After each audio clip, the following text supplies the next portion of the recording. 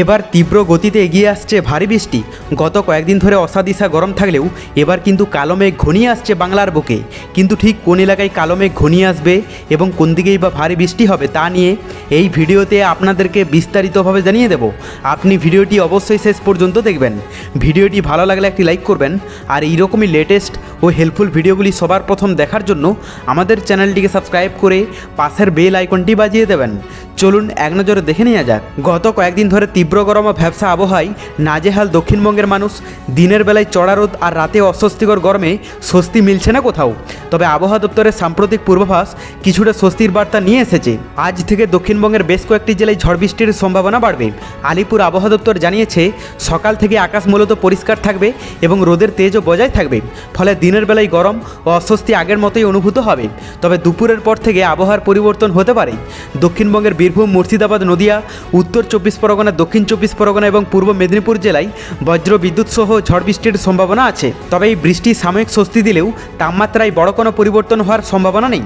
অন্যদিকে উত্তরবঙ্গেও বৃষ্টির অনুকূল পরিস্থিতি বজায় রয়েছে। গত কয়েক সপ্তাহ ধরেই উত্তরবঙ্গের একাধিক জেলায় নিয়মিত বৃষ্টি হচ্ছে।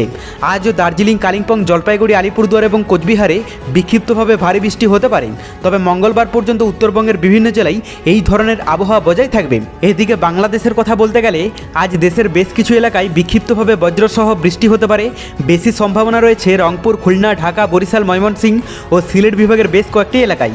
সেই সাথে দেশের সব বিভাগেই ছড়িয়ে ছিটিয়ে দু এক জায়গায় বিক্ষিপ্ত বৃষ্টি হতে পারে। বর্তমানে বৃষ্টি বলেই সক্রিয় রয়েছে, তবে পরবর্তী বৃষ্টি বলেই রিমঝিম আসছে খুব শীঘ্রই।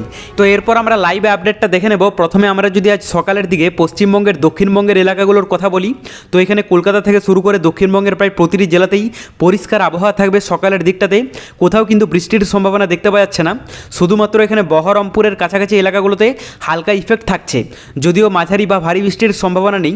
আর উত্তরবঙ্গের কথা বলতে গেলে দার্জিলিং থেকে শুরু করে কালিম্পং, কার্শিয়ং, আলিপুরদুয়ার, কোচবিহারে মোটামুটি ভালোই কিন্তু বৃষ্টির সম্ভাবনা রয়েছে। আর বাংলাদেশের কথা বলতে গেলে সমুদ্র উপকূলবর্তী এলাকাগুলোতে ভালো ইফেক্ট থাকবে। এখানে বরগুনা, বরিশাল, পিরোজপুর থেকে শুরু করে চট্টগ্রাম, ফটিকছড়ি, মানিকছড়ি, মহেশখালী, কক্সবাজার, টেকনাফে বৃষ্টির সম্ভাবনা বেশি থাকবে। যদিও ভিতরের এলাকাগুলোতে সেরকমভাবে ইফেক্ট নেই।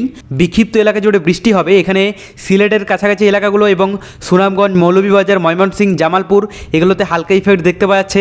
আর উপরের দিকের কথা বলতে গেলে পঞ্চগড়, ঠাকুরগাঁও, দিনাজপুর, কিষানগঞ্জ, রংপুর, কুড়িগ্রাম এগুলোতে কিন্তু ভালো বৃষ্টির সম্ভাবনা রয়েছে।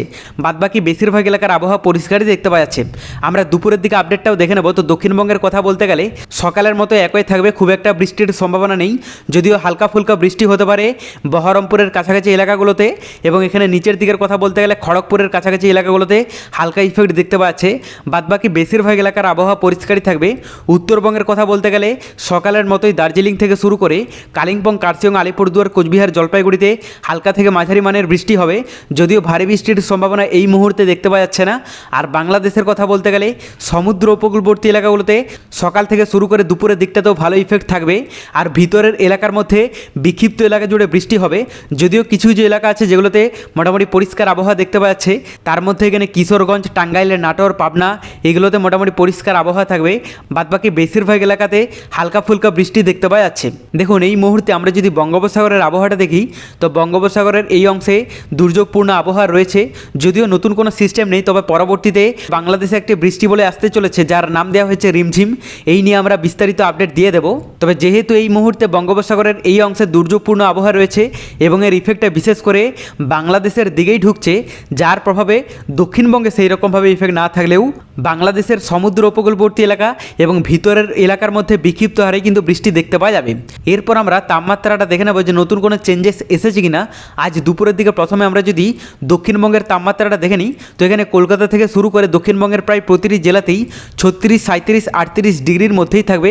মানে ভালোই অস্বস্তি ভাব থাকবে, বিশেষ করে বাঁকুড়া, পুরুলিয়া, আসানসোলের জেলাগুলোতে। আর উত্তরবঙ্গের কথা বলতে গেলে এখানে দার্জিলিংয়ে 26 ডিগ্রি দেখতে পাওয়া যাচ্ছে। পাশাপাশি কালিম্পং, কার্শিয়ংয়ে 27 ডিগ্রি থাকবে। আর এদিকে জলপাইগুড়ি, আলিপুরদুয়ার, কোচবিহারের তাপমাত্রা থাকতে পারে 31, 32 ডিগ্রির মধ্যে। বাংলাদেশের কথা বলতে গেলে সমুদ্র উপকূলবর্তী এলাকা এবং ভিতরের এলাকার মধ্যে বেশিরভাগ এলাকার তাপমাত্রা থাকতে পারে 28 ডিগ্রি থেকে শুরু করে 29, 30 ডিগ্রি এবং 33 ডিগ্রি পর্যন্ত। রাতের দিকে তাপমাত্রাটাও আমরা দেখে নেব। তো কলকাতার কথা বলতে গেলে 30 ডিগ্রি থাকবে এবং বাদবাকি বেশিরভাগ এলাকার তাপমাত্রা থাকতে পারে 30 থেকে 32 ডিগ্রির মধ্যে। উত্তরবঙ্গের কথা বলতে গেলে এখানে দার্জিলিংয়ে মোটামুটি 19 ডিগ্রি দেখতে পাচ্ছে, পাশাপাশি কালিম্পং কার্শিয়ংয়ে 21 ডিগ্রি থাকবে, আর এদিকে জলপাইগুড়ি আলিপুরদুয়ার কোচবিহারের তাপমাত্রা থাকতে পারে 25 ডিগ্রির মধ্যে। বাংলাদেশের কথা বলতে গেলে সমুদ্র উপকূলবর্তী এলাকা এবং ভিতরের এলাকার মধ্যে বেশিরভাগ এলাকার তাপমাত্রা থাকতে পারে 27-28 ডিগ্রির মধ্যে। তবে পরবর্তীতে বঙ্গোপসাগরে নতুন কোনো দুর্যোগের আভাস পেলে অবশ্যই আপনাদেরকে লাইভে জানিয়ে দেব। তার জন্য চ্যানেলটিকে সাবস্ক্রাইব করে রাখতে ভুলবেন না।